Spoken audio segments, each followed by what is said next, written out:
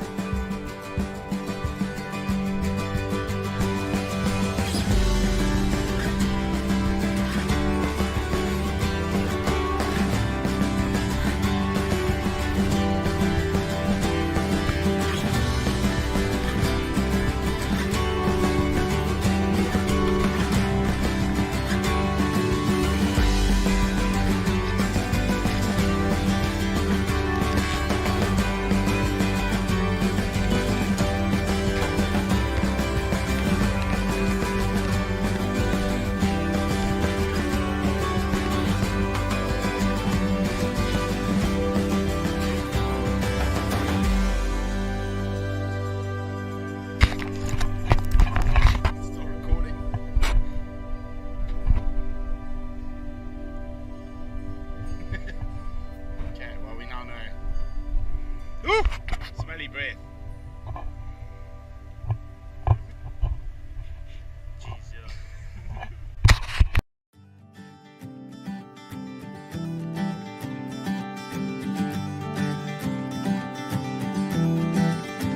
Do you remember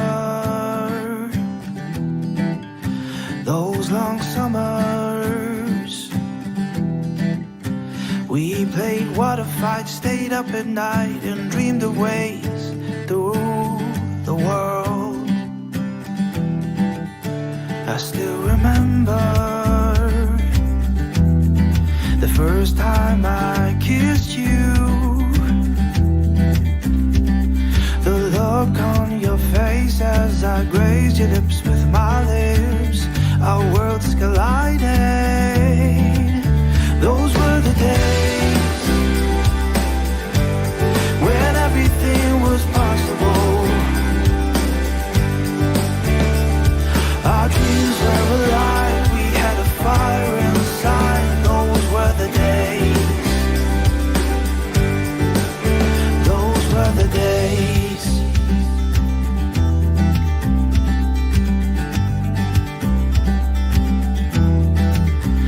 Always remember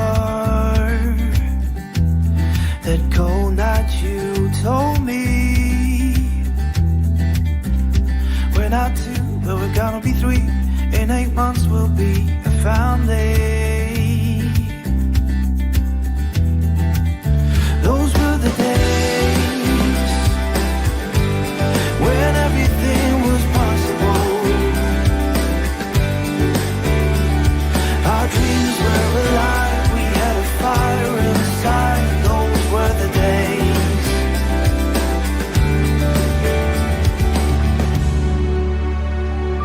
These are the days.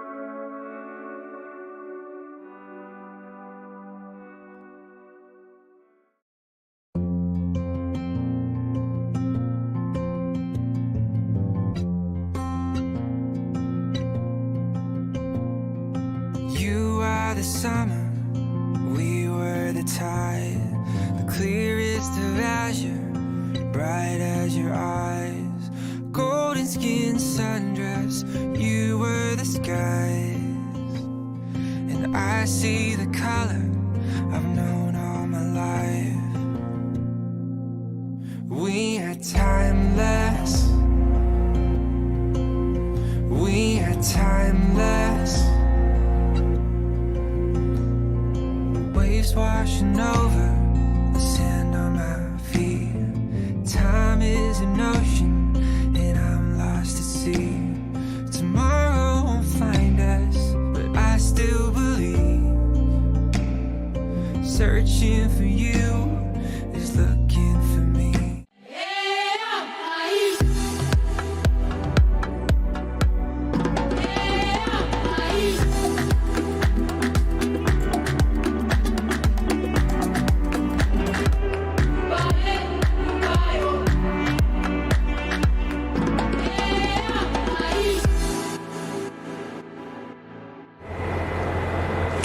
Hello and welcome to this live safari from the gorgeous Pridelands Conservancy in the Greater Kruger National Park. I'm sure most of you know my name, but if you don't, it's Brent, and I got Matthew on camera. And we are out looking for leopards today. There was a report of 2 leopards seen amongst the rocky outcrops, and since you've last been here, the Pridelands team, as well as some of the Painted Dog team, have been hard at work making some new roads. So Pridelands was many years ago a hunting farm, and hunting roads tend to be quite long and straight. So we've been putting in more game drive tracks, slowly but surely improving the property. And off one of those new roads, 2 leopards were seen this morning.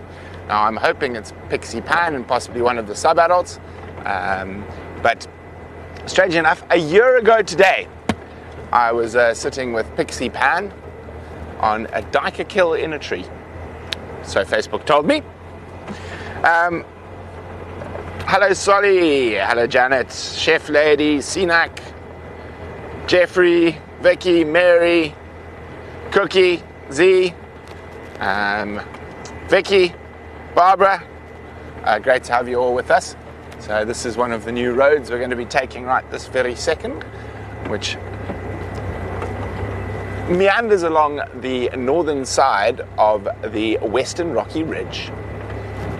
And I've found leopards many times on foot in here, so nice now to have a road that we can approach nice and easily.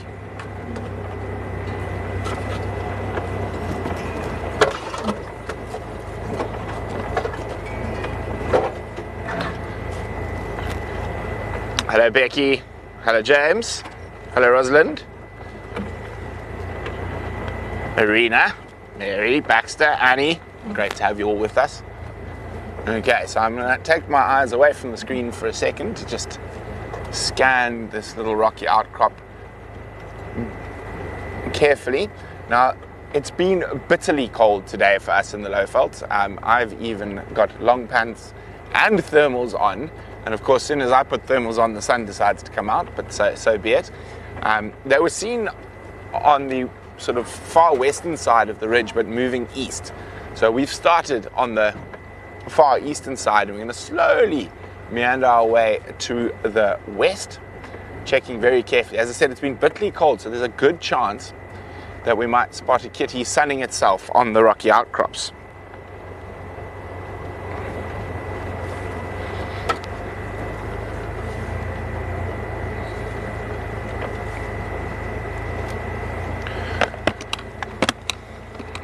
Sure my binoculars are close at hand.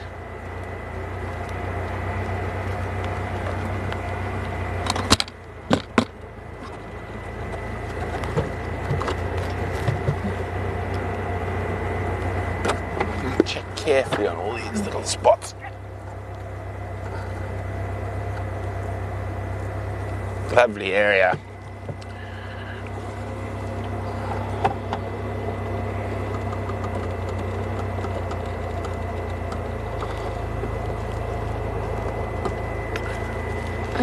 Nina, how many leopards? Oh, it's a difficult one because you do have transient young males and females, but resident leopards currently, I would say we're sitting on about 4 or 5. Pixie Pan, her 2 female daughters, who are about a year and 3 or 4 months now, nearly a year and a half old, and then the pale male, and then another male. So I'd say 4 or 5, and then Des Moines comes in from the north, Pixie Pan's littermate, sister. I'm going to check carefully for tracks here.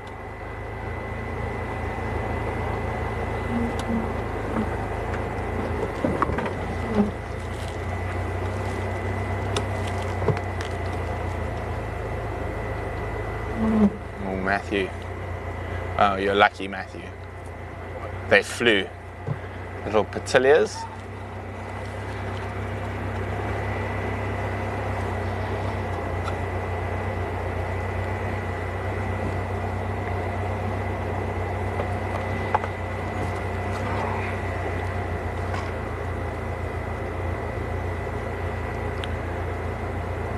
This is on a cold winter's day. I can just picture the kitties warming up on the rocks, and especially with a little bit of afternoon sun like we've got at the moment. It's been very cold and overcast over the last little while, last 2 days in fact.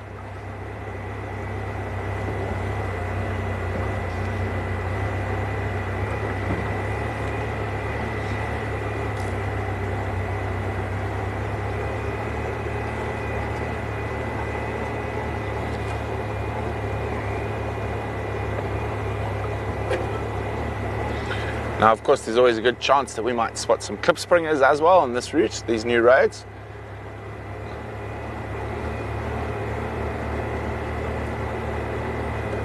Beautiful little antelope.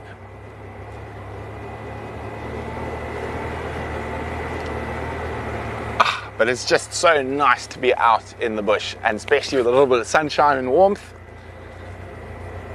looking for animals.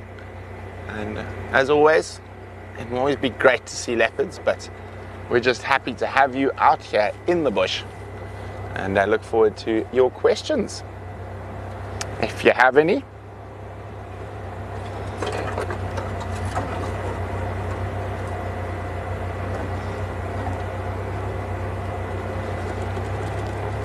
So we're gambling a little bit this far east, but you never know how far a leopard can move in a day. I'd rather check carefully, and then what we're going to do is we're going to go along the front side towards a point called Kili Koppies, which is the highest sort of the rocky outcrops on Pridelands, and that's where the leopards were seen this morning by Morris.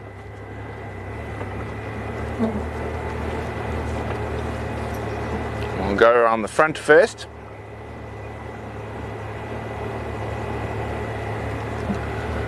Of the Koppies, and then we'll sneak around the back to see if they've maybe not moved down towards Ndlovu north.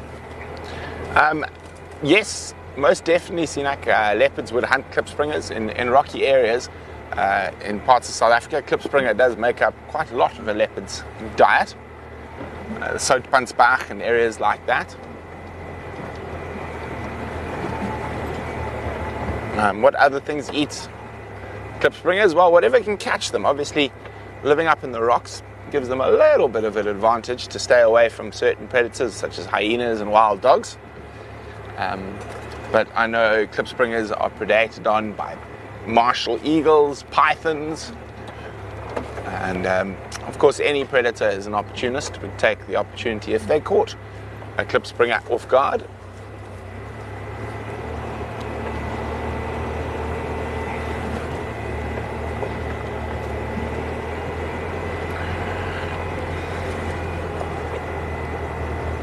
Now, almost all the animals will use the rocky ridges from time to time. I mean, the elephants feed up there quite frequently. The buffalo, zebra, wildebeest all move through. Hyenas move through. Lions. But resident On the far standalone koppie called Sentinel Koppie, there's actually a small group of hyrax that are living there. Hyrax in southern Africa took quite a big beating in the late 90s, early 2000s from a disease that affected them in guinea fowl called Newcastle's disease. So the populations are very slowly coming back, but it's taken some time. Oh, slender mongoose, and it was a relaxed one. I don't think he even noticed us. He just went across into this little... Now, VM always thinks seeing a slender mongoose is a good omen. Just went right. I can hear him, but I can't see him. You see him? Oh, he's right here. And just there's a little gap. Is he going to stay still? Oh, he's going backwards. But I mean, the slender mongoose is less than a meter from us. You just see his tail. Might see his head popping through.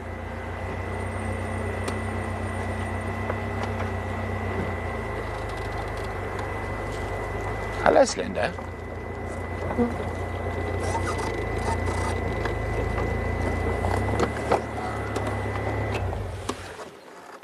He's right here. He's just keeping still now. Suppose while we wait for the Slender to possibly pop his nose out, just stop and listen for a second. See if there are any alarm calls. I think he's playing the camouflage game.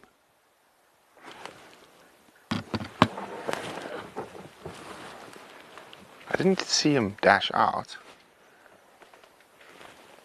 Last place I saw his tail was just here. But they are. Oh, he's still there. Yep. You see him? I can hear him. He's going to come out right at the back of the car there. There he goes. Whoop! Bye, Slender. Oh, those are like. There he goes. He might pop up and have a look at us on that. No, he's going to keep going.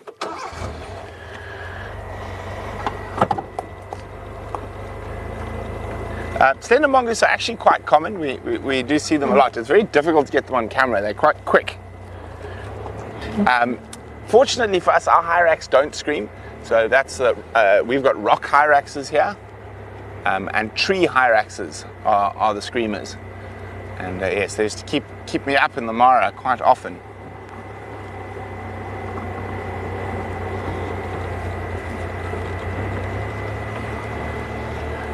So we have, watch out, Matt, thorns. Matt, what were you paying attention at there that you missed the thorns coming at you? You were fixing items, okay. Hello, Shirley. So the rocky ridge here sort of comes down. There's some beautiful big torchwoods in there. And then there's a bit of a plateau all the way to Kili Koppie. So I think if the leopards do hopefully maybe have a carcass close to Kili Koppie, they're still going to be in that area. I'm just going to make sure the tracks haven't come down, headed towards Leopard Dam.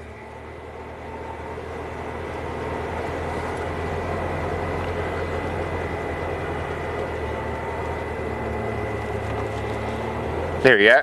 I'll more. It was a rock hyrax you met, so not a screamer.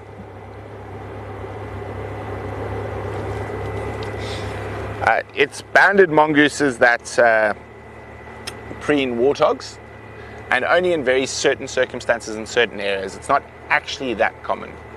But strange enough, that footage of banded mongoose preening warthogs is how the Lion King got Timon.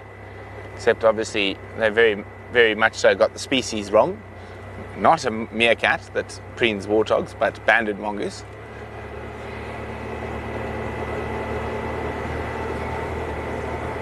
But that is how, yeah, we ended up with Timon in the Lion King, was from old footage of banded mongooses hanging out with warthogs.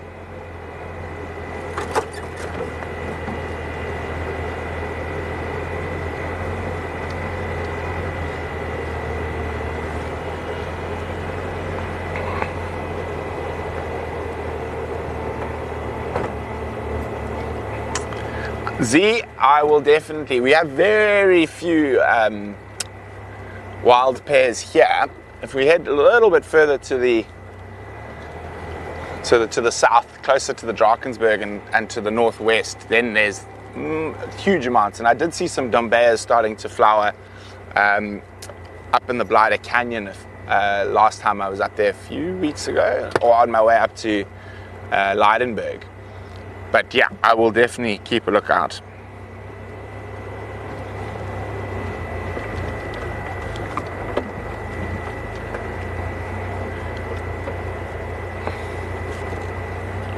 Now, we are the only vehicle out on the whole of Pridelands this afternoon.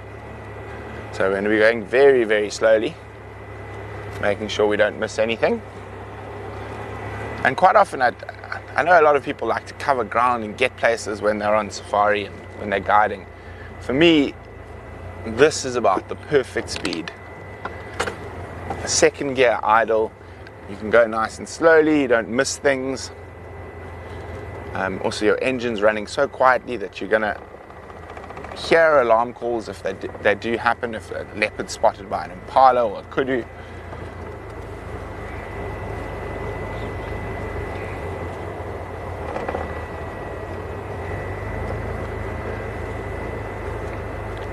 So coming up on the left is Kili Koppies, and that's where the leopards were seen. So I'm just going to be checking for tracks extra carefully now.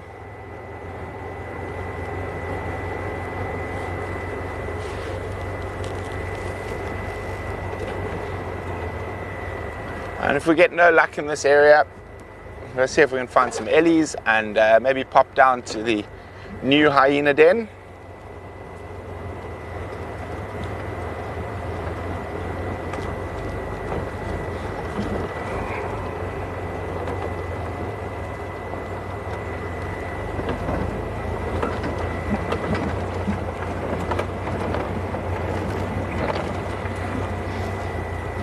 Okay, I'm going to not look at questions for a second. I just need to concentrate on making sure if those leopards snuck out of here.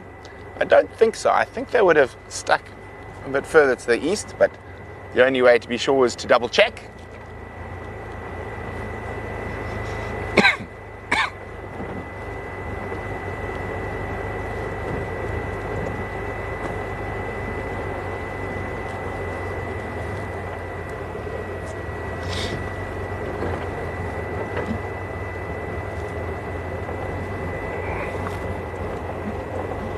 Betty, no, we're not expecting rain. It's just been, there's a cold front that's been with us for the last 2 days. No rain, just cold, windy weather.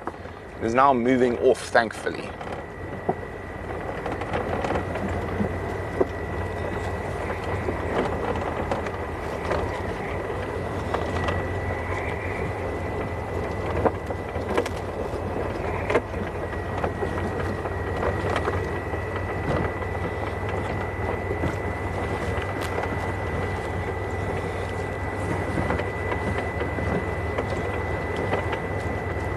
Now, those who are on private safari with me last weekend, we spent a lot of time looking for leopards in this very area. So they're definitely hanging around Kili Koppies. I just want to go check the far western Koppies before we come back here.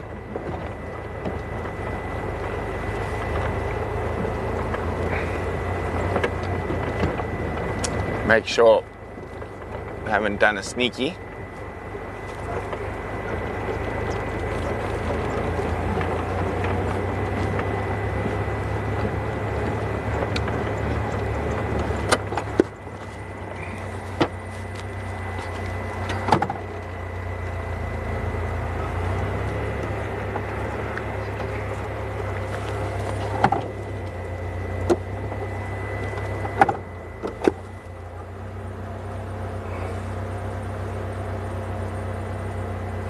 Is that? Let's see if we can get a bit different angle.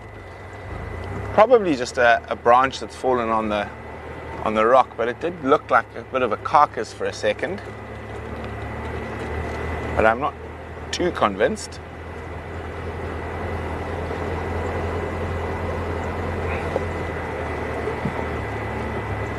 it's a stick. Now that I get a bit closer.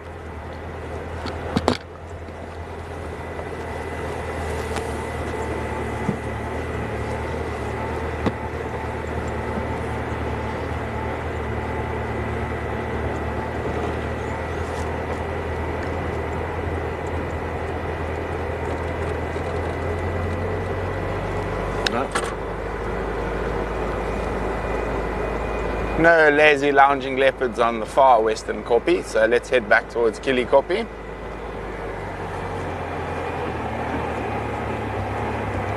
And no tracks.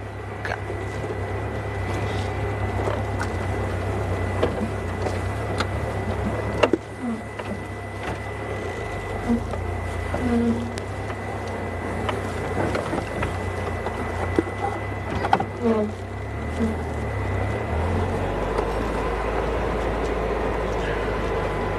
Rosalind, the elephants, they've been a bit scarce at the moment. They've been moving around quite a bit. I'm sure there's still some elephant bulls around, but we haven't seen a big breeding herd in a while. Actually, I saw one when we were building the road last week, Thursday. Not this Thursday, the Thursday before.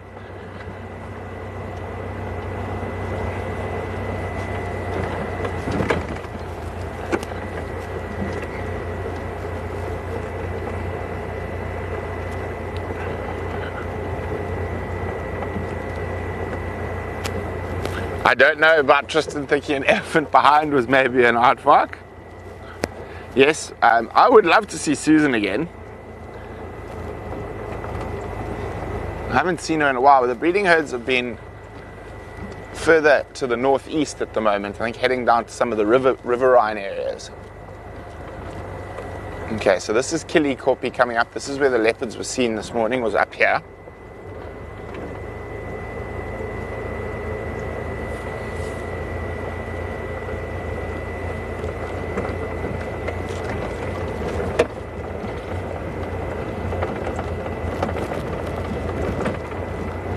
Check all the trees.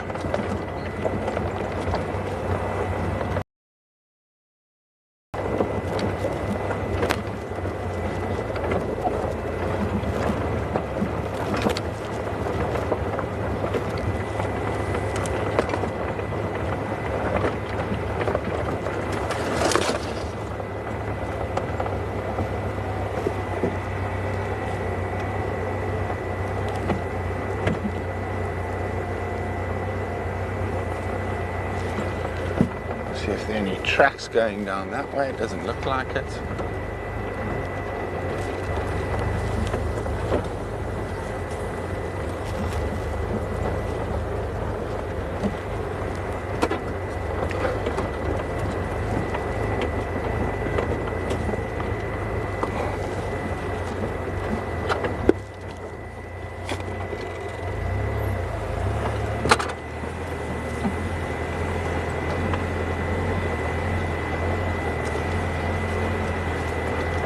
Now we go where only the badger can. So bigger cars would not be able to do what we're about to do. I've done it before. A young male lion stole a leopard kill and then got harassed by hyenas up here. That's how I know the badger can get up here. It's just a bit bouncy. You holding on, Matthew?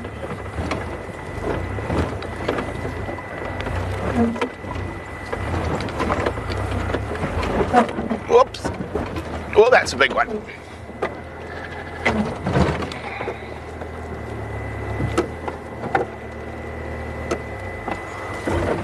Okay, we need to go a little bit to the right.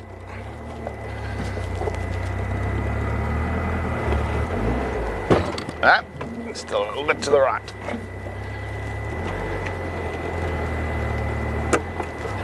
There we go.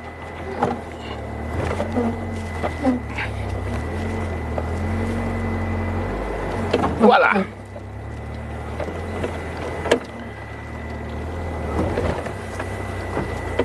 So the reason I didn't walk up here is that if they are here and they are in a carcass, it might disturb them, and they're less likely to be disturbed by the vehicle.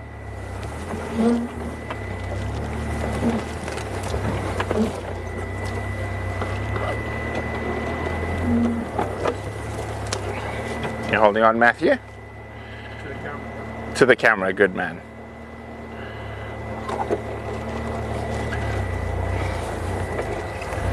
Watch out for the branches. Let's see, where did I go through last time?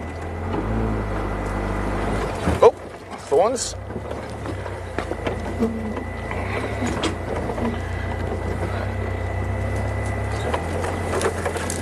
So this is the back end of Kilikopi. There's a lovely little plateau up here. And if I was a leopard, it would be a good spot to hide.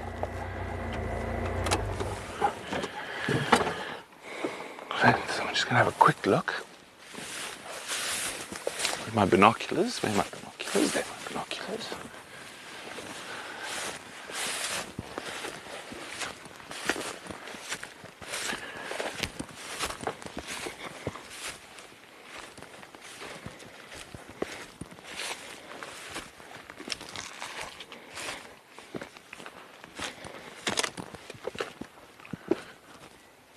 Hopefully, they don't jump out at me.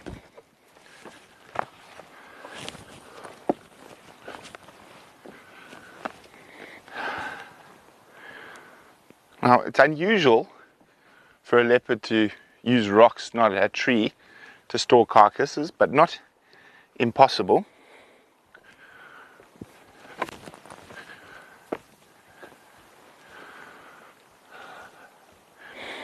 I thought I got a whiff of something dead, but I think it's just all the baboon poo up here.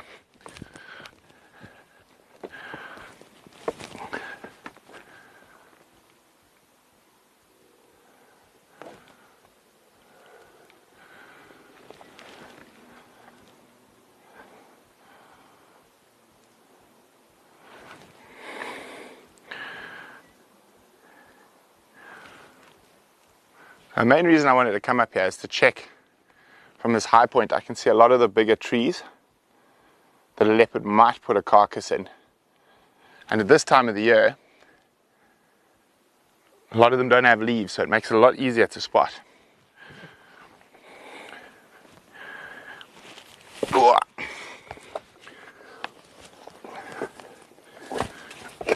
Oopsie.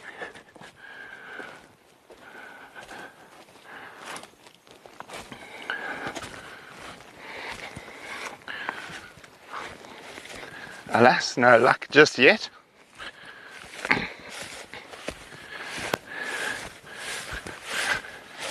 Now, of course, getting up's only half the problem. Got to get down again.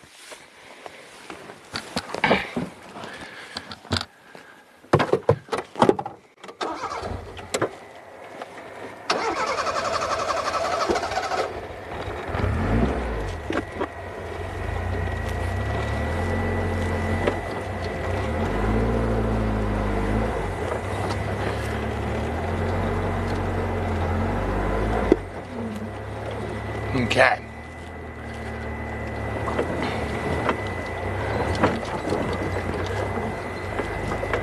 So the elephants come feed up here quite often during the summer months. Oh, what was that? Something moved. See that rock right on the edge there, Matt? Did you see it there? Something moved just behind it. Let's get a bit closer.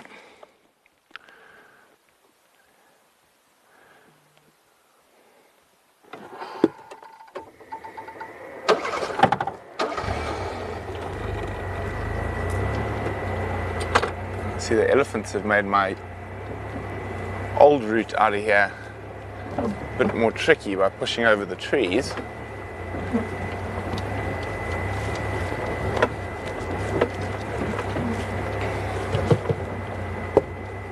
Oh dear. Elephants? Why you push over all the knob thorns?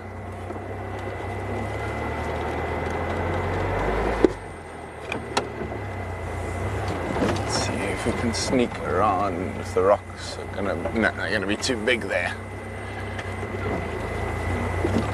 Now you're gonna have to play duck the thorns.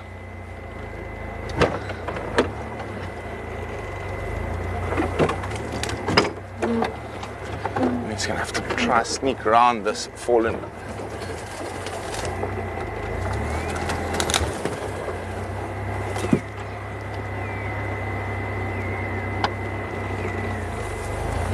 Try to push this very thorny piece of knob thorn.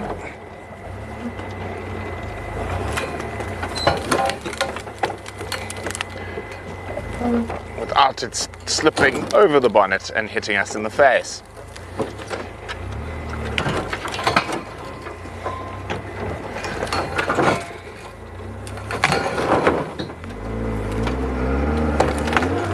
There we go, we should be able to get around now.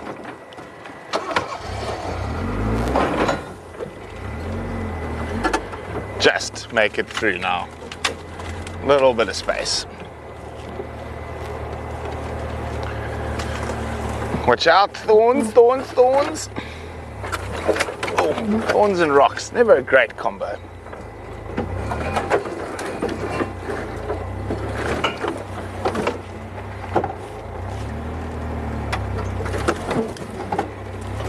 Look at this.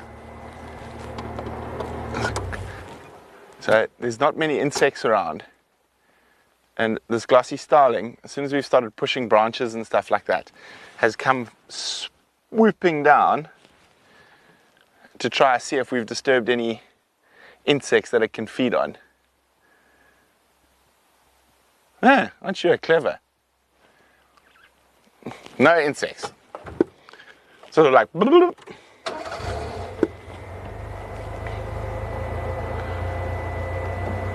Ah, good. That would be a great name. James, the Killicorpy female. Hey Matt, you good? You clear of thorns?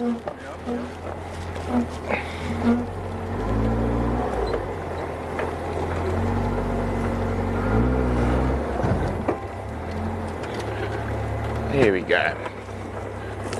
Through the worst of it. One hopes.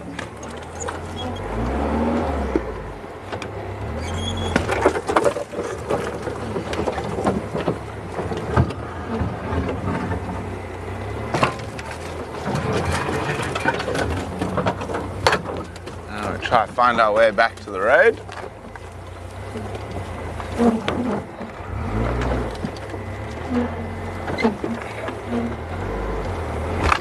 Try to get onto a nice ellie path.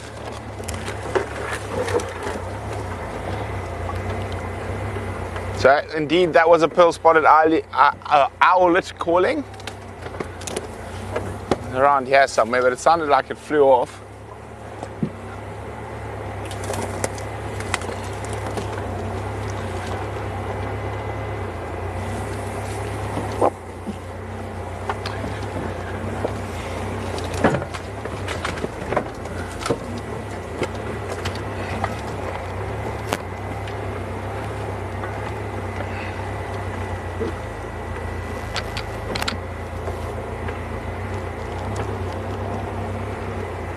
Where could these leopards be hiding?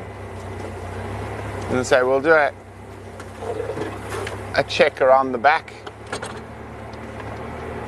Sort of find my elephant path now. It takes me back to the road, but doesn't take me into the diff-killing rocks. There we go, I think this is it.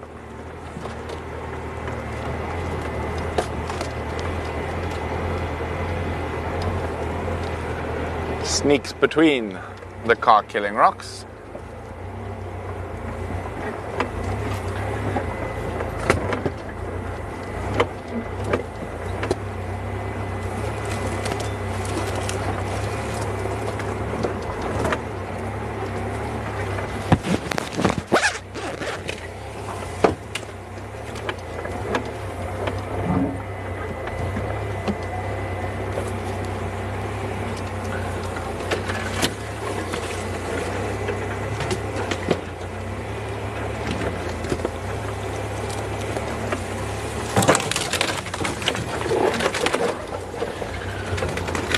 There we go.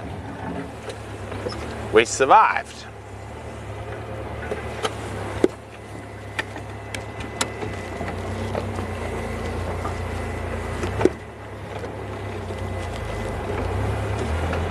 So this is the second new road that runs around the back of the Koppies.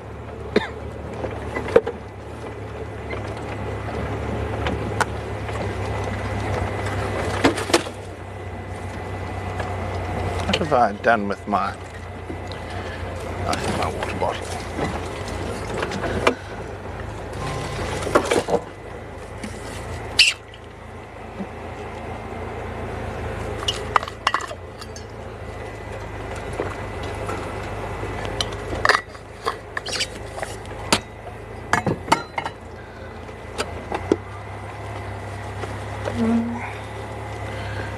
There.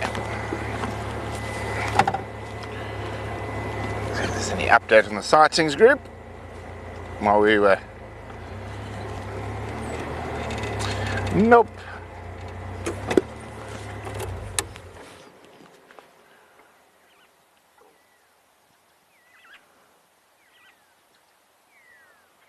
Can you hear those pearl-spotted owlets again? Maybe we'll get lucky enough to find them.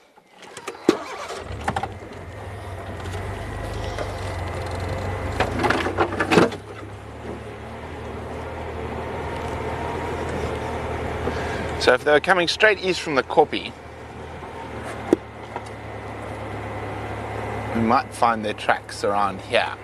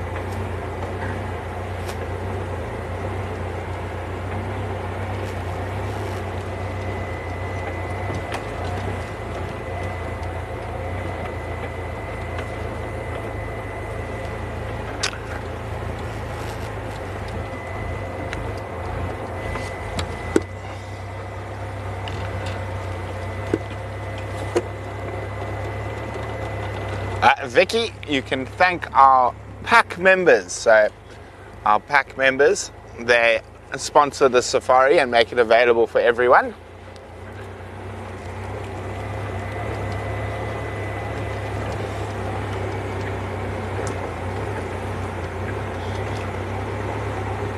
And we are going to be doing some slight changes to the way things work in the near future. So by becoming a pack member, there's going to be a lot more things available, like access to more private live drives. We're thinking about adding a lot more fun stuff.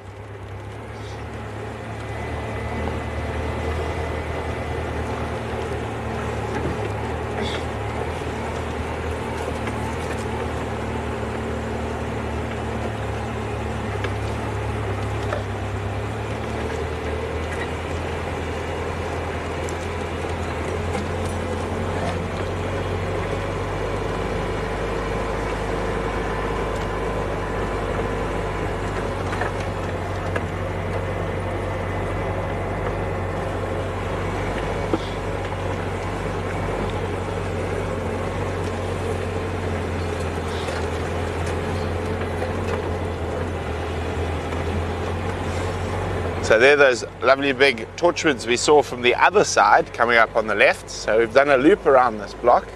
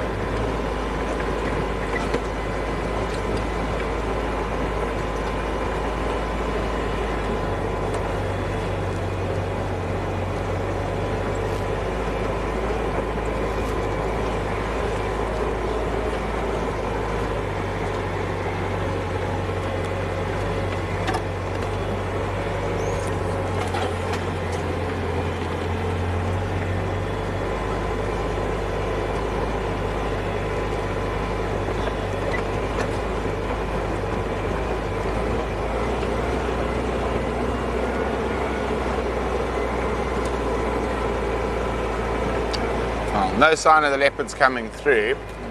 It's quite cold this afternoon. I think it might be worth going to have a look at the hyena den.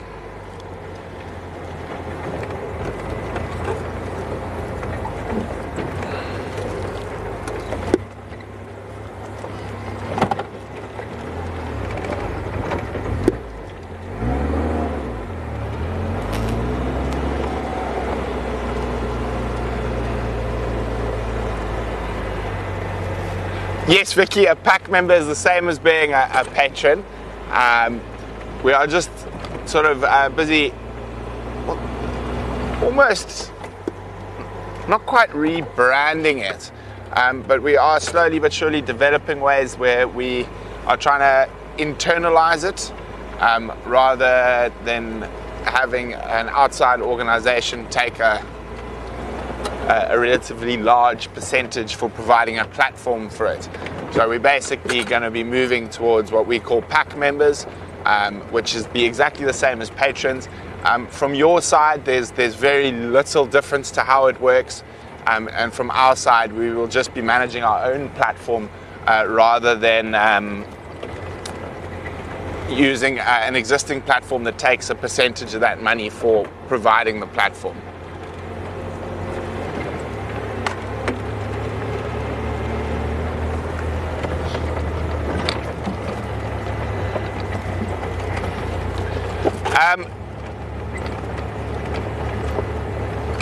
Whoopsie, Julie, I saw Mello at the den, but I unfortunately haven't been out that much recently. We've been a little bit careful over the last week or so with fuel and stuff like that.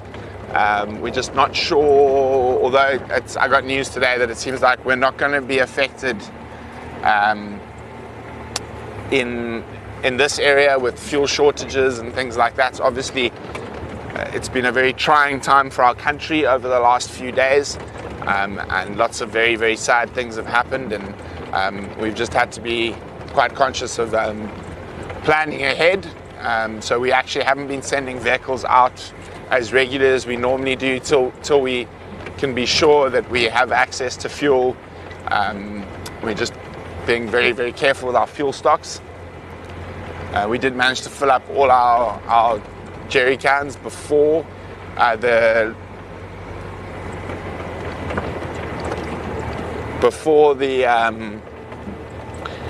laws changed a bit with us not being able to fill containers and jerry cans and stuff like that. So I haven't actually been out to the den. I know Dylan has been out a few times, but they haven't been active in the times he's been there.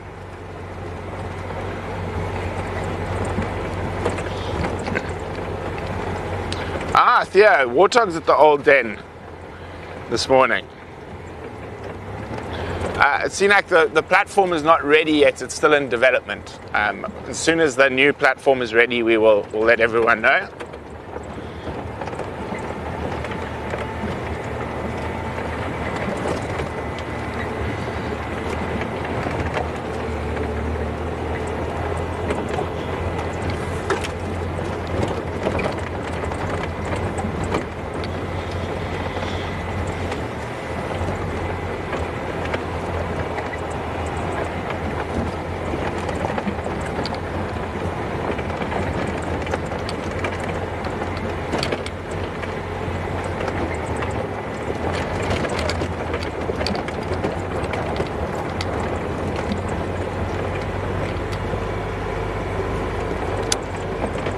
Fortunately, South Africans as a nation are very resilient, and I feel we're going to come back stronger and more united after this very, very sad time in our country.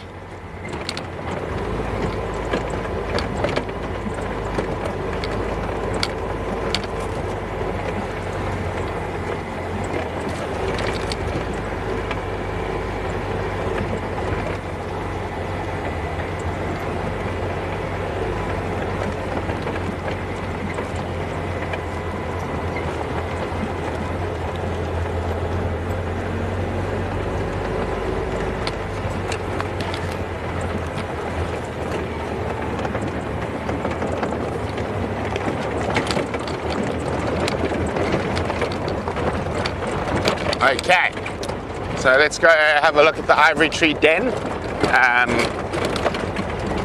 There are a few spots where signal's a little bit iffy as we move towards the ivory tree den, but hopefully, and that just depends on the day. Nice cool day like this, hopefully the signal will be perfect all the way there.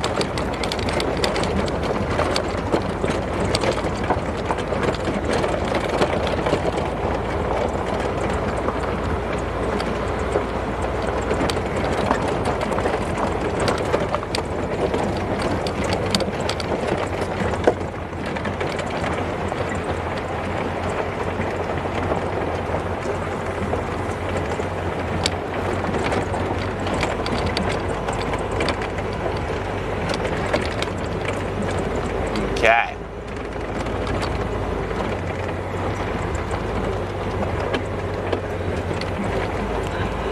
So as the crow flies, it's not very far between the two dens.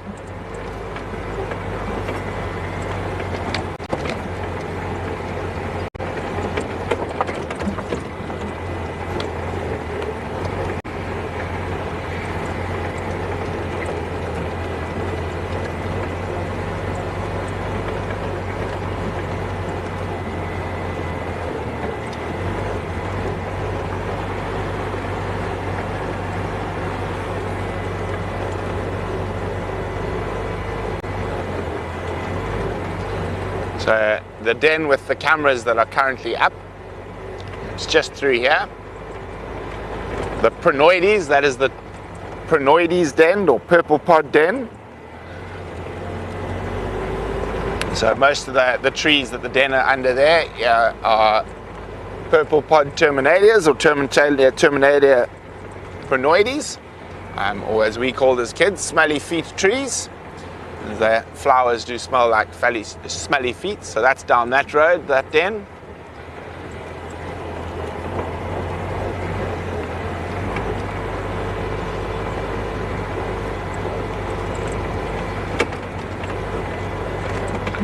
So I think probably, as the crow flies, not more than a kilometer between the dens.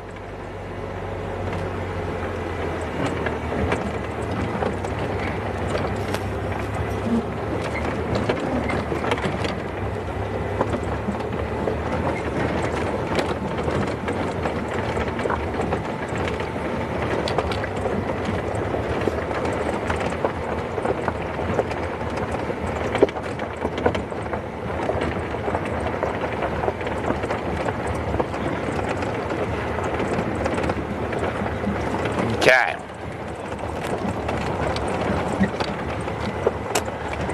What a weird name.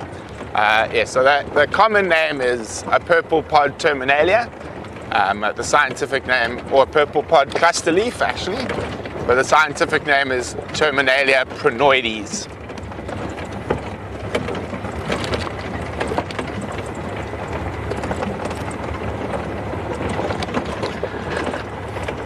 No, a kilometer is quite a bit less than a mile. What's a mile? 1.6 kilometers is a mile. There we go, Matthew, thank you. So,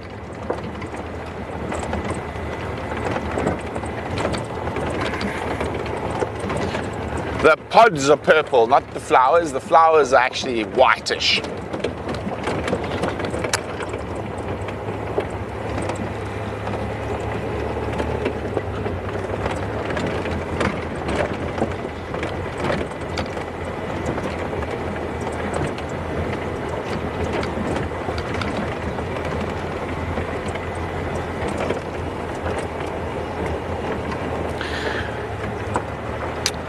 Lots of different things pollinate prinoides, wasps, bees, sunbirds, lots of different species, lots of different insects as well.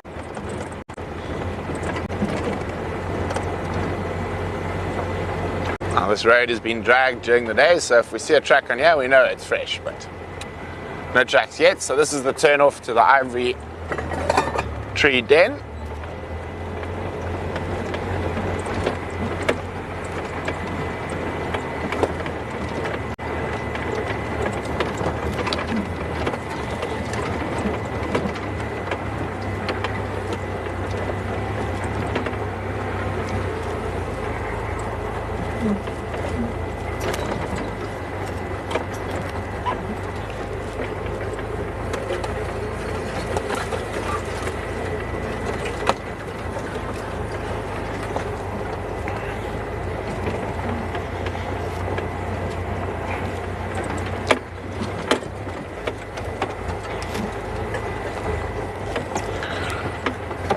Sinak, across the world, the one animal that is most important to pollinate all trees, flowers, etc., is generally bees.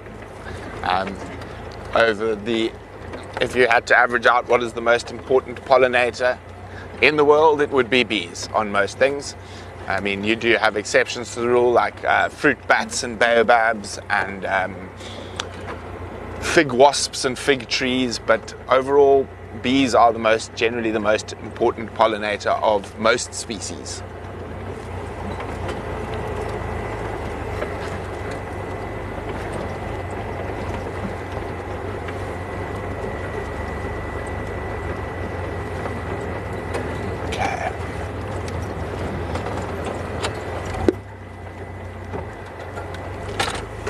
I'm just going to go in very slowly.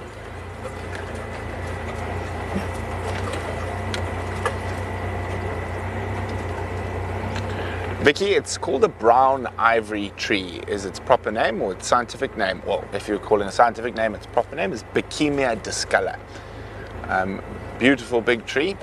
The heart wood is very, very hard, and the outside is quite pale and white. It's a very, very beautiful wood, and the outside wood is very white, so it can look like ivory to a degree.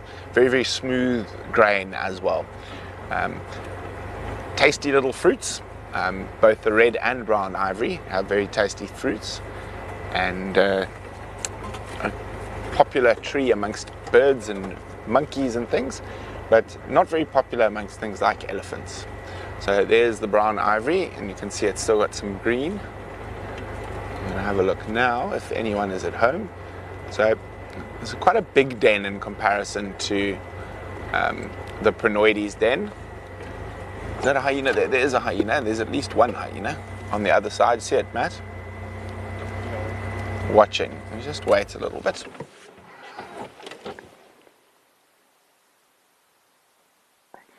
Weedy, that is 100% correct. The first time the Inkahumas were seen was under a brown ivory tree in Buffelshoek.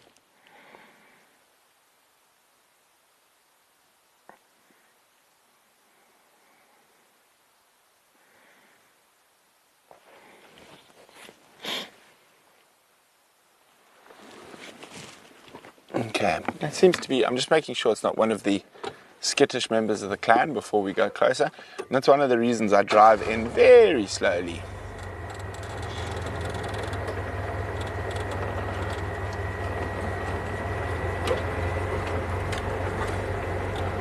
So this was the hole that the little ones, the triplets, or the two of the triplets were seen in.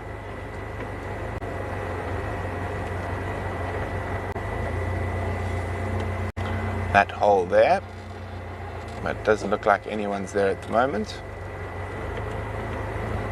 There we go, there's a better view of which hyena. I'm not exactly sure who that is at the moment.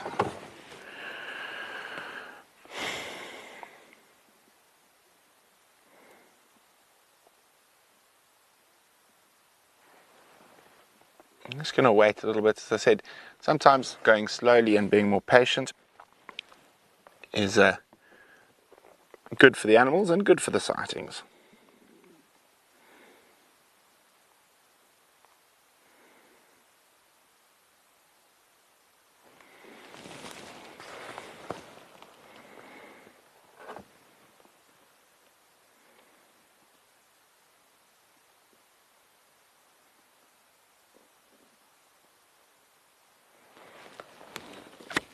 Could be mellow mom, I'm not sure. Difficult to see from this angle.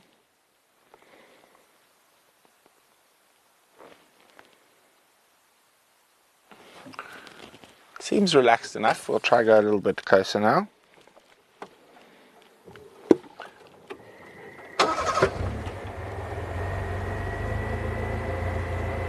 We're going to sit down and have a yawn. Okay, so it doesn't look like we're going to rush off.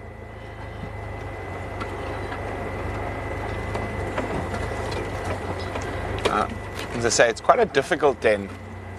Even if we do put cameras here, it's a very big den. So lots of holes that are all on the opposite side of each other. Oh no, moving away. Don't run away, hyena.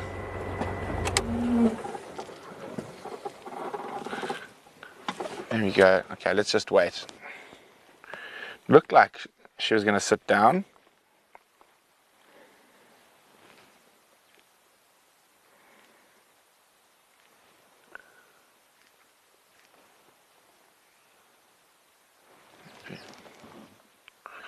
Not the easiest shot through there.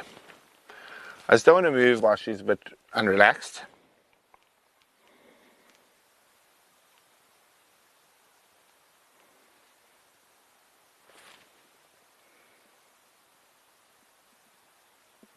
Coming back.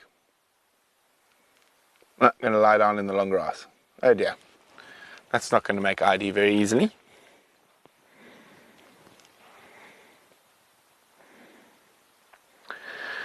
We would love to be able to put cameras here.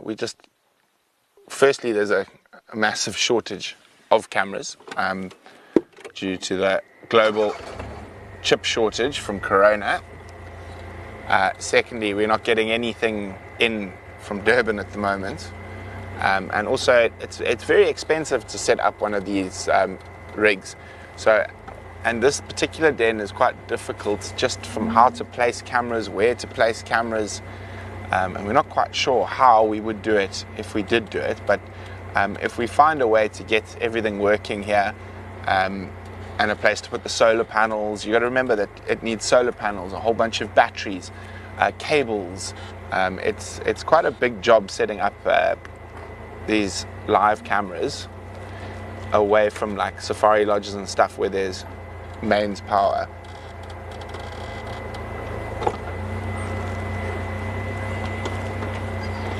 Yeah, maybe we should actually show you one of these days. We'll show you the back end of what it takes to keep those hyena cams up and going. Happy, Matt? It is quite.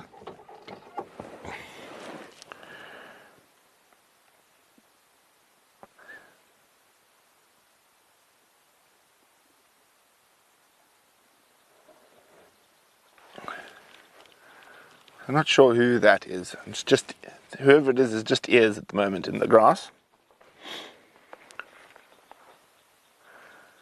Oh, if Milo or Sparky were here, they normally come wandering up to come check us out.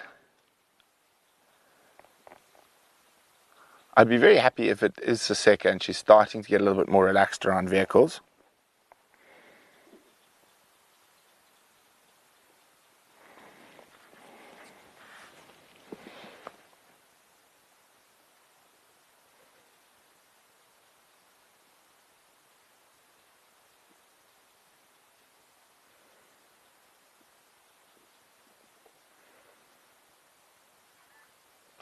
But we will definitely try and figure out a way to get cameras here eventually.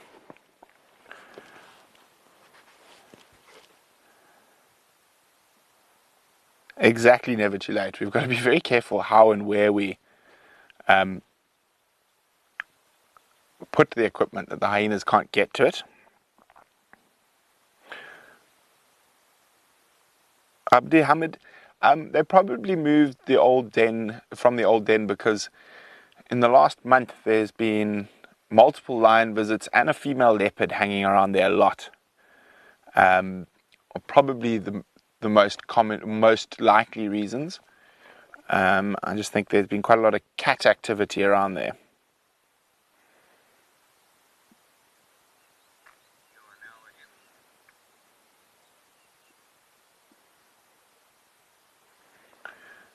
And it's not to say, as soon as we move and we don't want to particularly move the equipment there because Mello and other hyenas are still going past there. Because the moment you move everything here, they will move back to that den. That has happened to us before.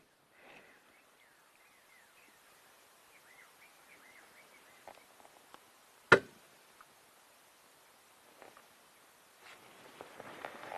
think let's just sit here quietly for a little bit.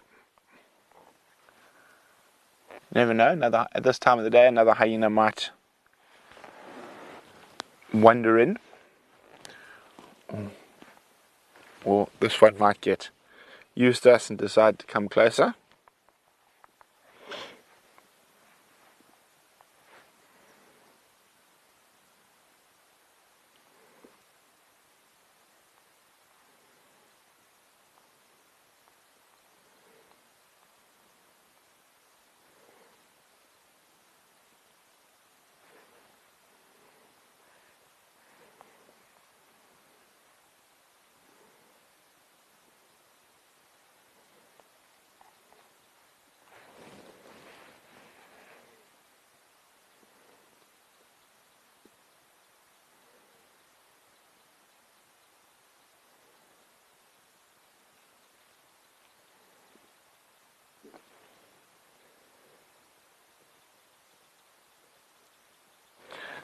So patience is often the most important thing.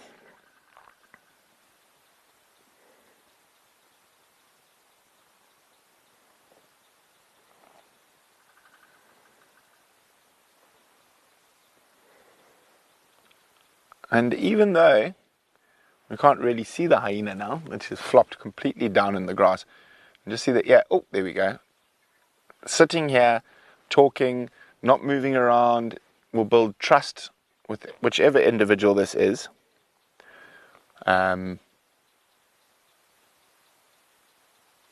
With us and our vehicle, which in the long term will improve the sightings. So if you guys don't mind chilling with a hyena for a bit.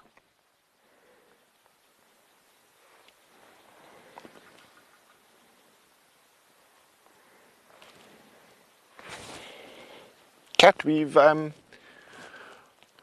about 8 different dens that they've used.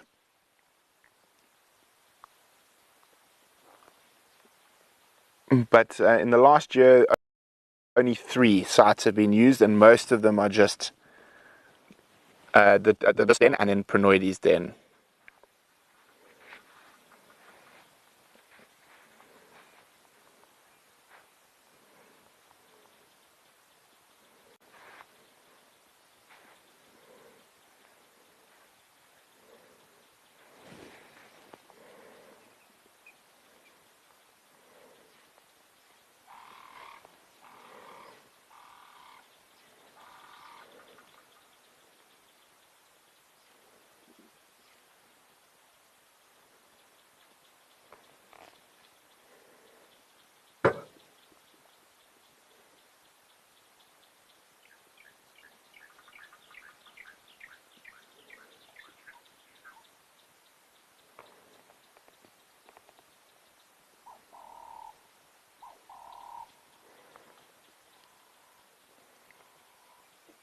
Beautiful time of the evening.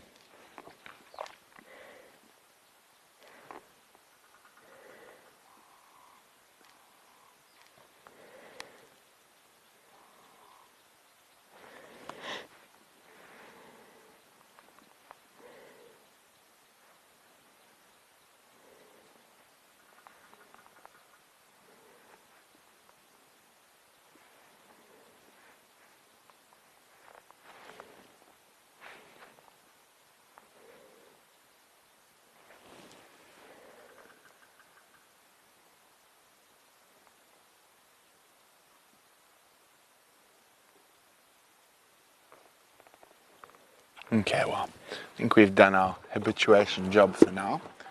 Now, this is very important now. When I start the car, I don't start moving immediately. Just let the engine run for a little bit. It makes the animals just that much more relaxed. She is watching us again. Oh, but just a yawn. But a lot less perturbed than when we first arrived.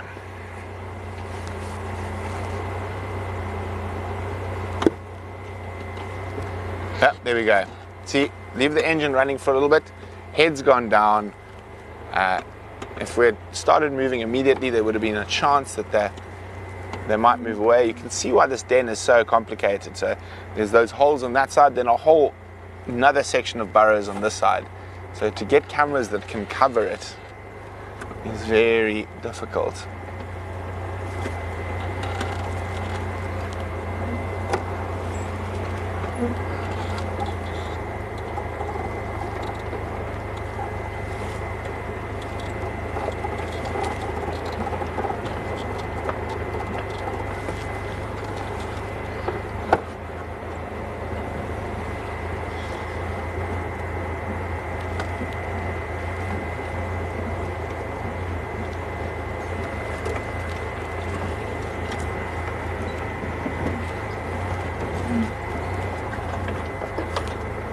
Oh, that was fun.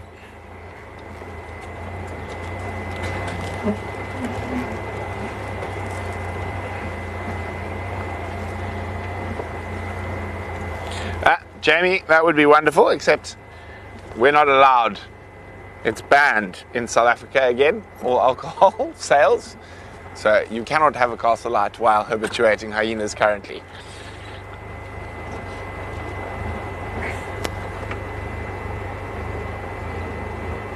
Theo, I'm pretty sure that's because of the cold weather and a big fat belly full of elephant.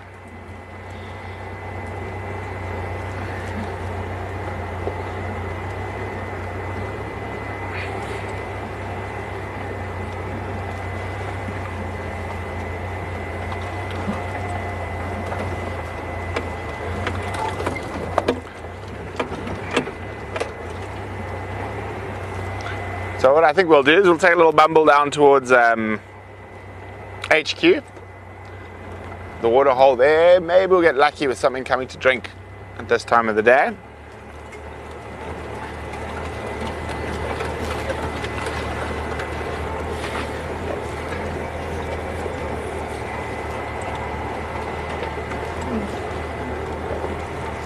So in an ideal world, we would actually, I'd love to have... Come back.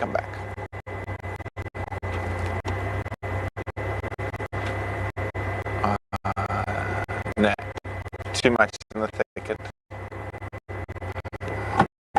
There's a little petilia again.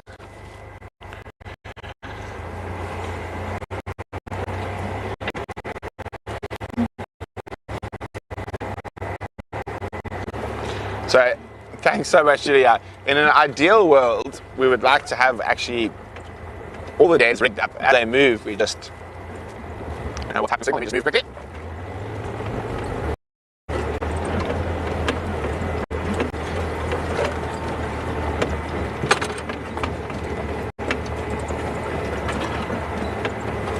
Okay, sorry about that, little bit of break up there. In an ideal world, we'd love to have cameras on all the dens, because, I mean, who knows what happens while the hyenas aren't there, or whether the hyenas do visit them. In the road, Matt. Little emerald spotted wood dove. Hello, Twitter pated? Ah, no, I get it. I was a bit slow there.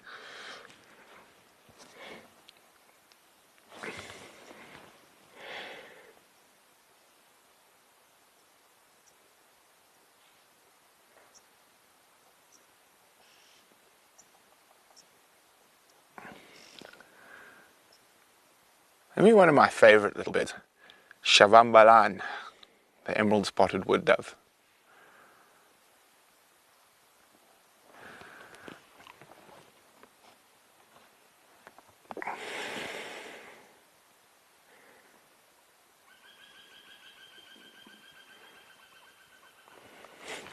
Okay.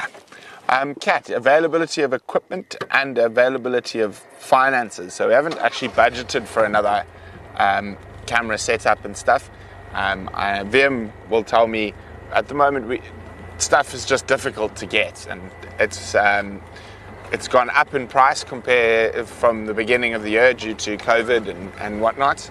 Yeah, so I mean the global chip shortage is what's caused the increase in price and availability.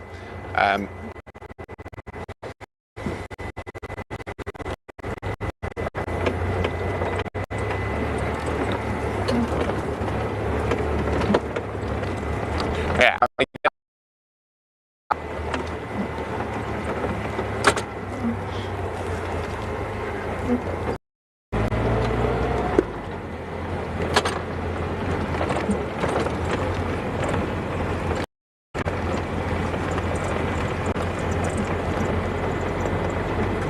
Okay, so it's so strange. The signal was good, then bad, then good, then bad. Now we're back again.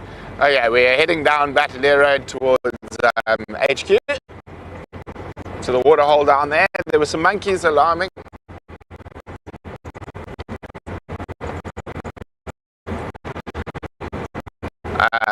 There were some monkeys alarming in the middle of the day, so maybe Lagatha was around, so we'll go have a look.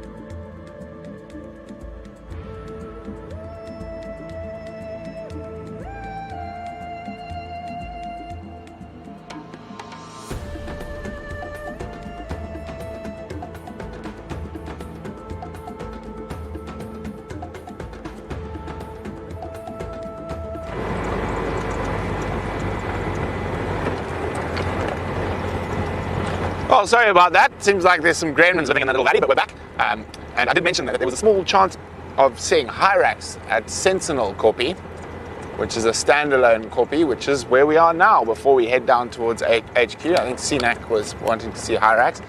I've never actually seen them from the car. I've only seen them while I've been walking, and walked up to the top of the Kopi.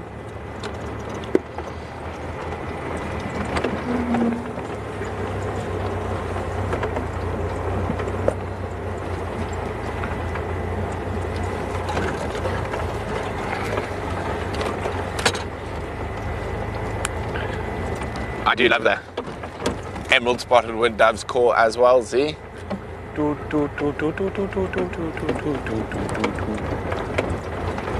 Okay, so we're just doing a little loop around Sentinel. If we're going to see the hyrax, it's going to be on the high side coming up. Not likely to be on this lower side, which is quite bushy, not as rocky.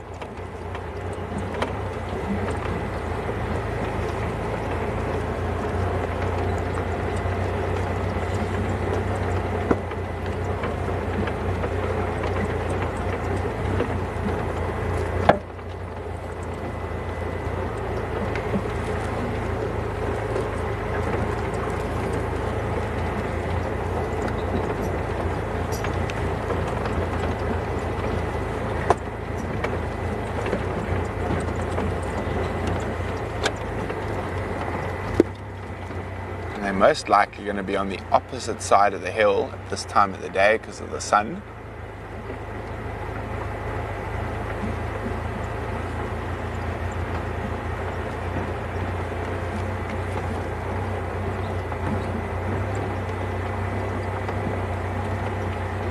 Who knows, we might come all this way looking for hyrax and find a kitty.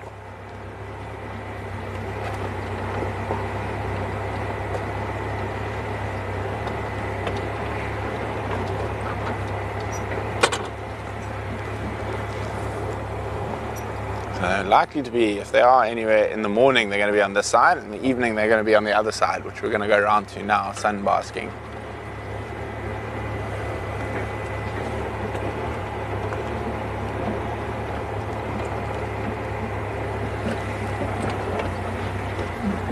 Indeed, Lady Macbeth, the ones on top of Table Mountain have benefited from many tourist snacks, making them very relaxed.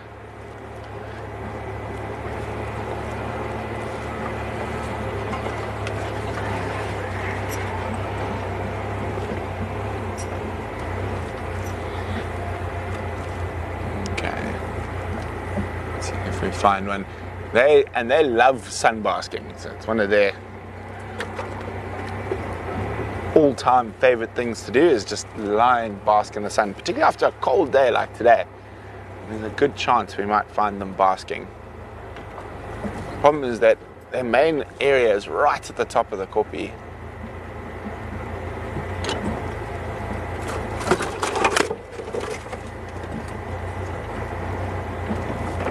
Might get lucky, and I said there's not very many of them. So I've only seen them when I've been walking up to the top, climbing. Right, there's. Let me just get around to the gap here.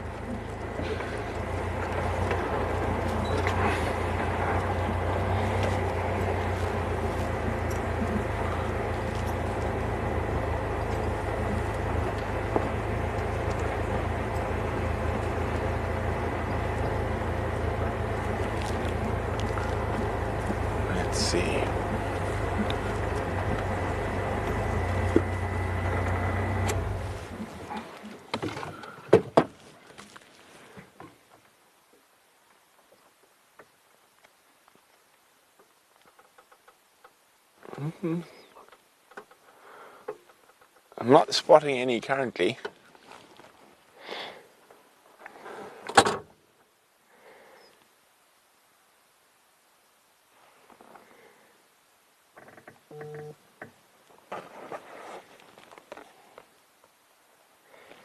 We'll have a look at some updates on the sightings group.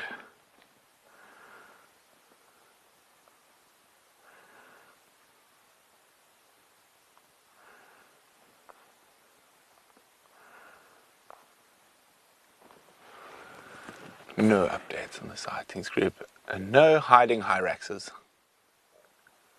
Well, actually, plenty hiding hyraxes, no hyraxes sitting out in the open.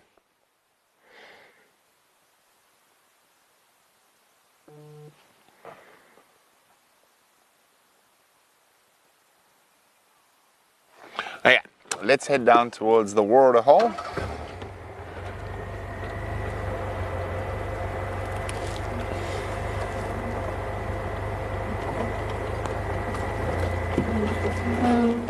Let's do a loop. We'll go down past the HQ waterhole and then head out to Impala Plains.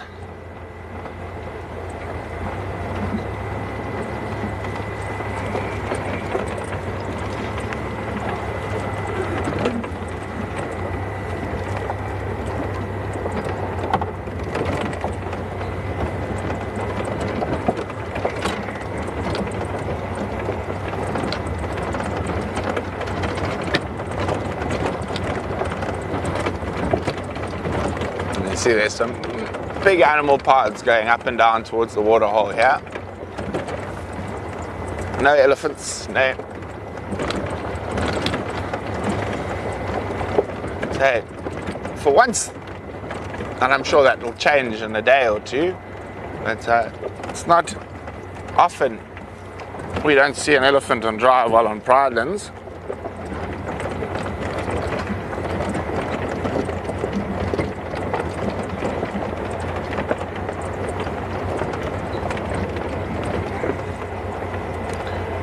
Now, we do get cheetah here at Senac, very seldomly. There's two males that move in and out. And when we first moved here, there was a female with 5 cubs, but they got killed by the hyenas and lions very quickly, and we haven't seen her since.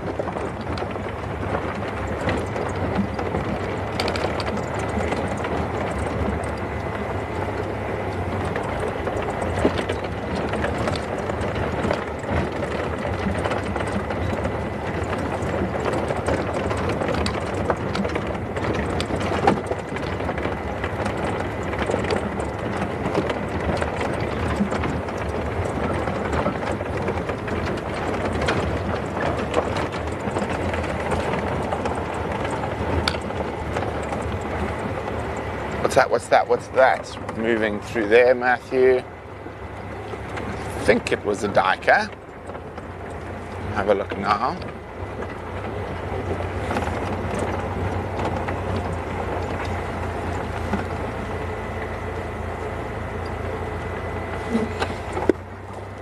Well, we now know exactly what the monkeys were alarming at during the day today. There's lion tracks. Okay.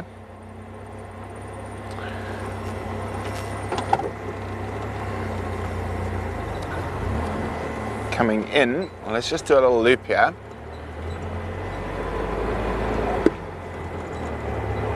She likes to sometimes sneak up to the waterhole and hide there, so I'm going to go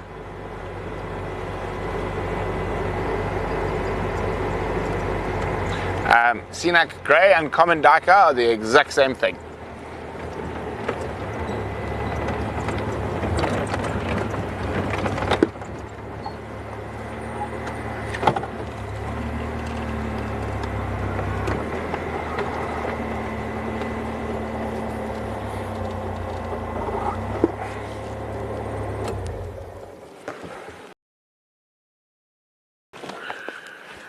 There's a big male leopard track here going out. I think that's the one I heard calling this morning.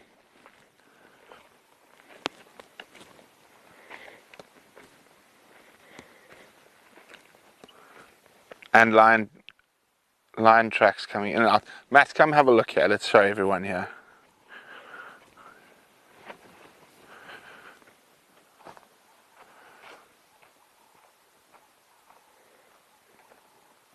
So, and we got the pride of lions actually coming through here. Right next to the house. Our house is just there.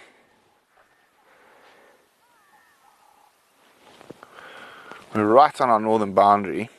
Now, what we can see is that the lion tracks are on top of the honey badger tracks and on top of the hyena tracks.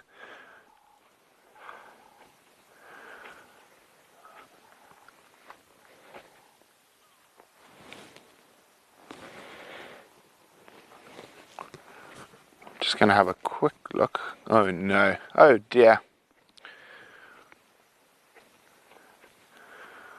There's a lot of hyena activity here. Honey badger, civet. Where are the lions gone? Oh dear, I think they've crossed our northern boundary. Sneaky lions.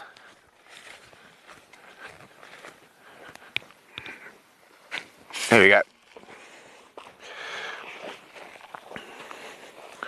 Dust from the road has made the tracks a bit faint, but yeah, this is where they crossed out.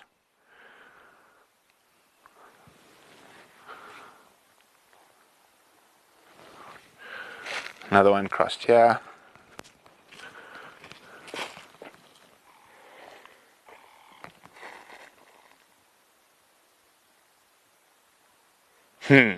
Let's just have a quick look up to the top of the hill here. Who knows, they might have crossed back in.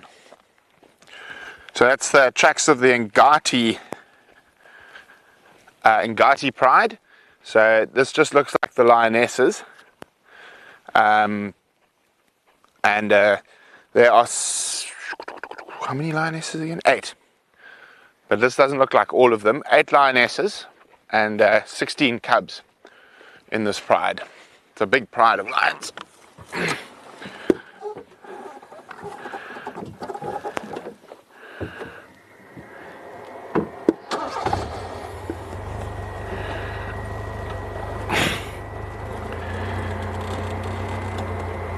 Okay, let's just go have a quick look at the top of the hill before we go back down to the waterhole.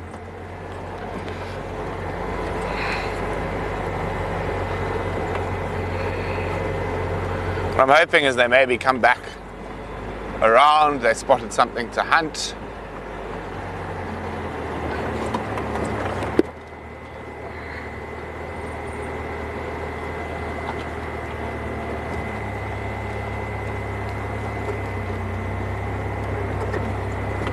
Update.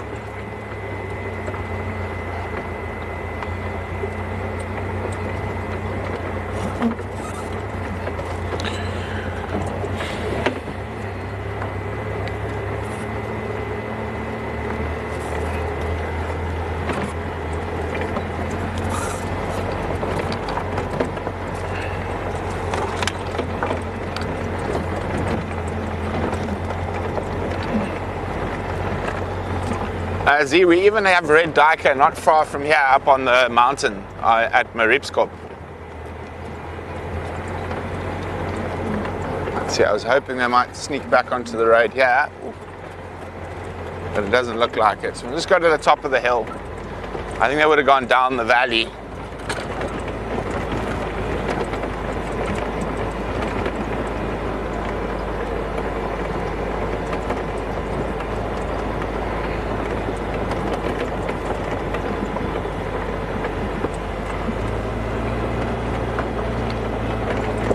No sign of their tracks coming this way. Okay. Well, I'm pretty sure the single lioness track going the opposite direction, that'll be Lagatha, so we'll go have a quick look for her. If she's not hanging around at the waterhole, she might be on Impala Plains at this time of the day.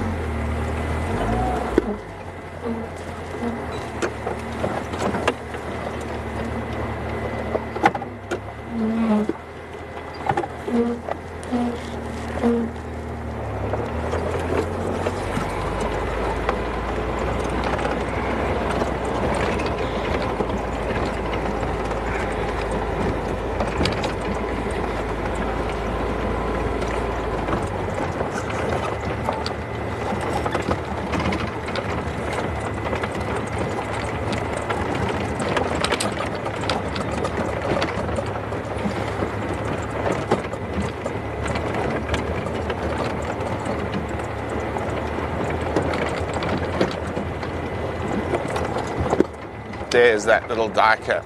Oh yeah, Matthew says, running just to the left of that large tree. Oh, off it goes.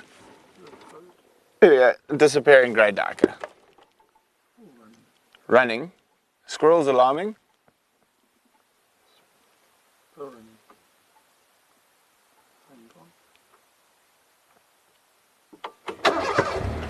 So this is the area where we do see that Des Moines female leopard from time to time. This is sort of the boundary between her and Pixie Pan.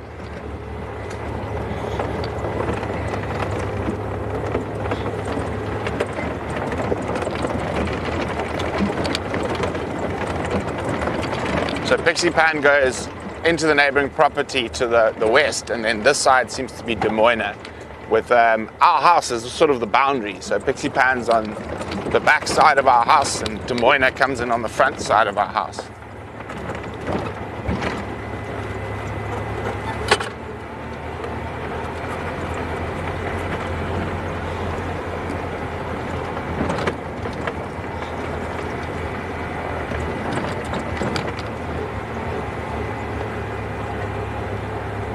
Thought I heard some squirrels alarming, but as we know, they can alarm at anything. We'll just stop and listen again down here.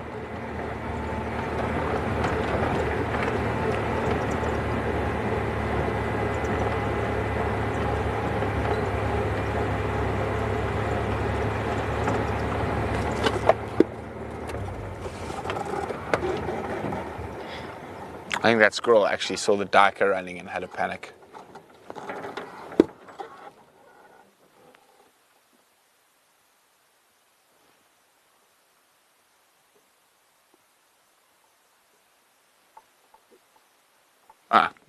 I can hear a Verreaux's eagle owl. Ooh, ooh, ooh, ooh. Ooh, ooh, ooh, ooh. That's probably what the squirrels are alarming at.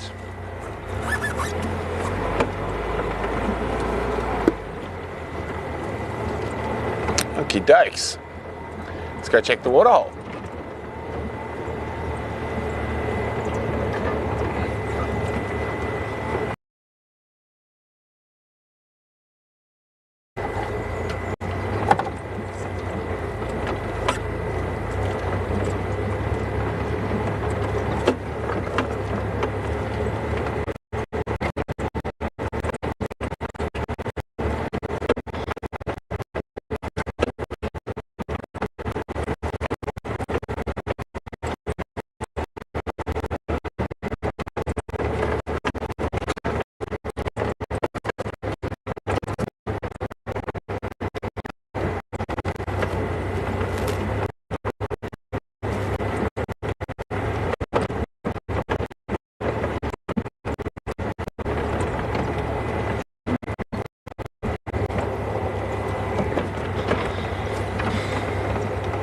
Well, my theory is you're a squirrel. Everything, you might as well just be panicking and alarming about everything. And you got to remember, we might not find squirrels reliable because we're looking for big cats mostly, but they will alarm at snakes, at slender mongoose, at birds.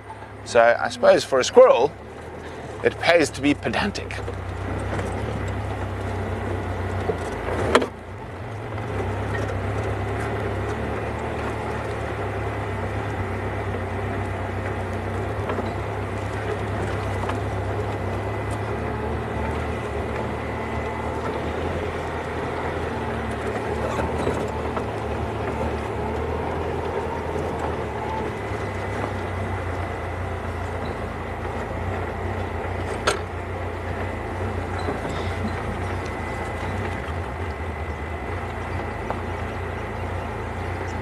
And there's home sweet home in the big trees over there.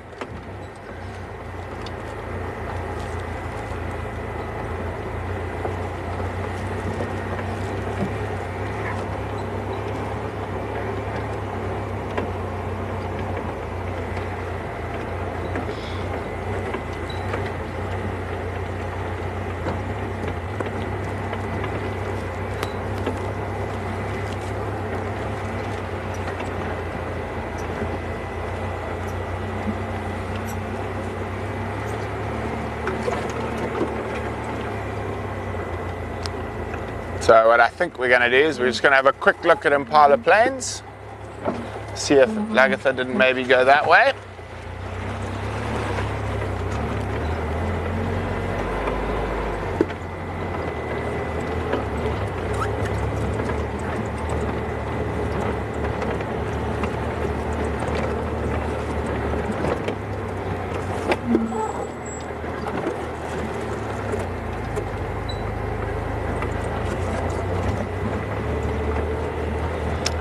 At this time of year, there's always this incredible splash of color around certain rocky outcrops.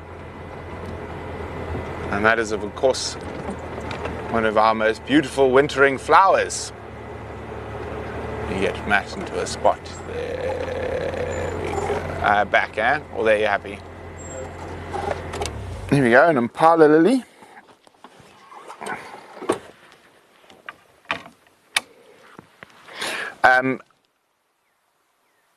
Well, our bush squirrel Senac are not introduced by Cecil John Rhodes. There are quite a few different species of indigenous squirrels in Africa. In southern Africa we have two. We have the Ngoya red squirrel, which is endemic to the Zululand coast. And then we have the Smith's bush squirrel, which is the one we see everywhere here. And of course ground squirrels. The only squirrels that Cecil John Rhodes introduced are the grey squirrels, which are exactly the same as you would get in the UK or America, which only occur in Cape Town and only in, but there are plans to remove them. There you go, beautiful Impala lily, a splash of colour in the winter months.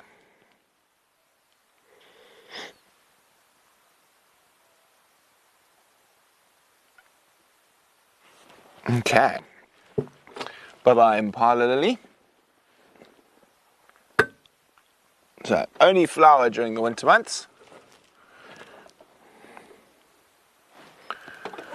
We're going to have a quick look at Impala Plains before we lose all light.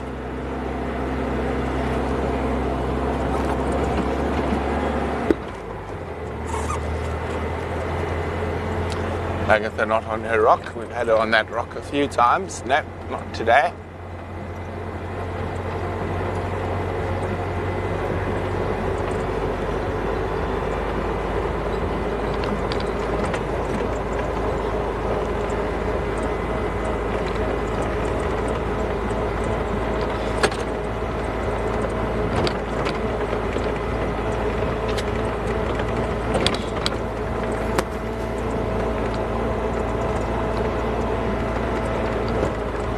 Yes, we have actually a few black squirrels or medallistic squirrels in Hoedspruit town as well.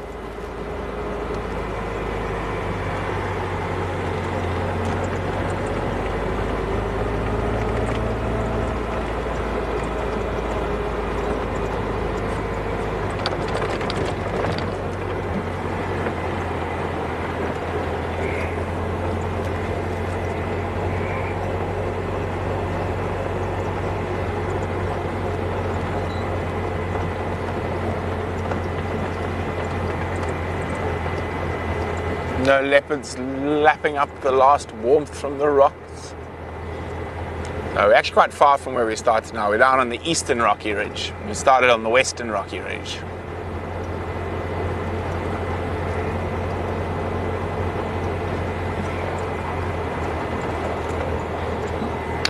That is an excellent question, Mars. And the only one that is slowly inhabiting the whole globe, and it has been helped by people, is the Norwegian grey rat. That occurs, I think, on every continent except Antarctica. Certain bird species also cover quite a lot, but I think from a mammal point of view, out of the non-domesticated animals, etc., the Norwegian grey rat is the one and only.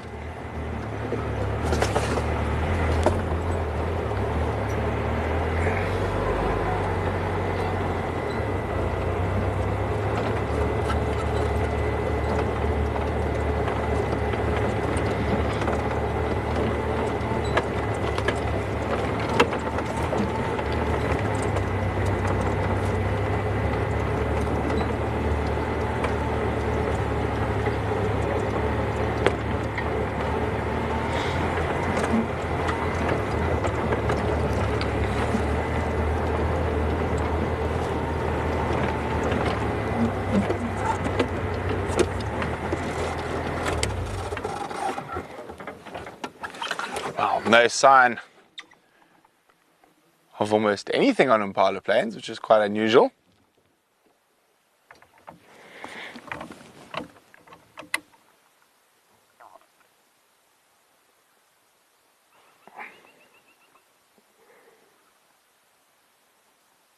Indeed, James.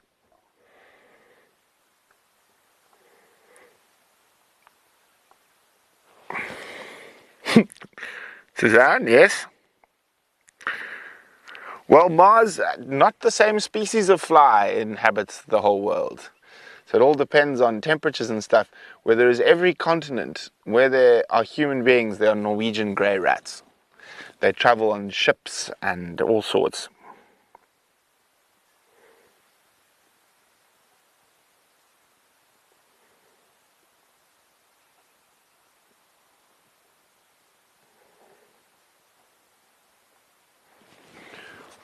There you go.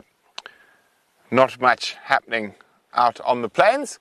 It has been absolutely wonderful. Oh, thank you, Rambo.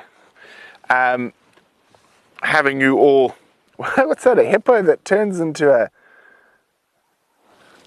transformer. Cool. It's been absolutely wonderful having you on a drive with us. We will be doing live drives this afternoon. This weekend. So if anyone is interested, I will be doing tomorrow morning. Yuka will be doing Saturday afternoon. And then I'll be doing Sunday morning and Sunday afternoon. But it has been wonderful. Nice to see the hyenas. Bit quiet, but after this cold, windy weather, sort of to be expected. And hopefully as the weather warms up, so will the sightings over the weekend. But thanks, Matt. Thanks, Vim. Thanks, the whole team. And thank you, most of all, for joining us. And a big special thank to our pack members for making it possible to give a live drive to everyone. Bye.